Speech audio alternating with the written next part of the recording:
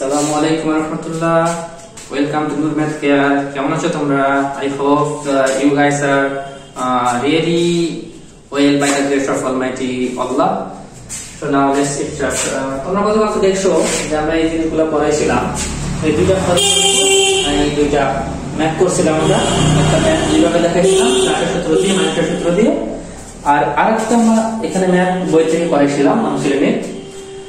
তো দেখো তোমরা এই দুইটার ফর্মুলা করছো, বাট এই দুইটার কোরোলারি বা অনুসিদ্ধান্ত আছে।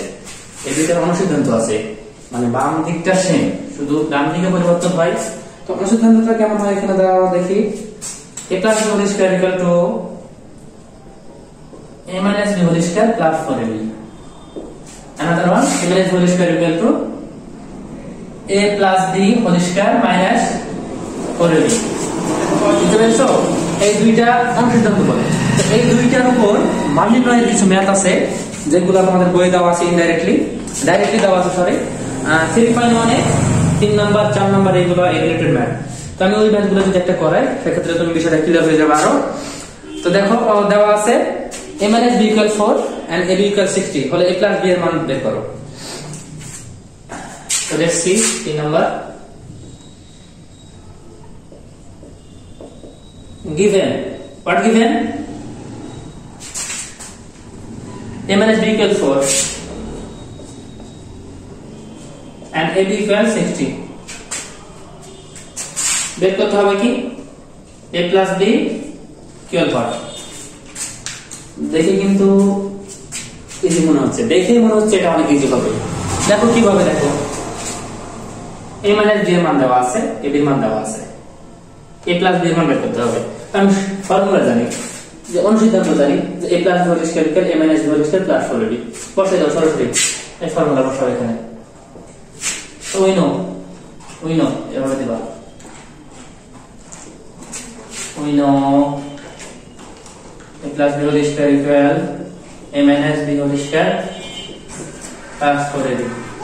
মান বসাও, minus b equal 4 square plus 4 into 60, ab এর মান 60, 16 4 into 6 240, 16 plus 240 কত হয় বলো দেখি, কত হয়?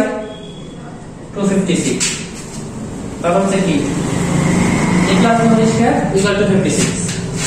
তাহলে a plus b এর মান কত হবে? স্কয়ার ওদিকে কি হবে? রুট প্লাস মাইনাস 256 কে রুট করলে কত হয়? আমি জানি, তারপরও ক্যালকুলেটর ইউজ করব আমি।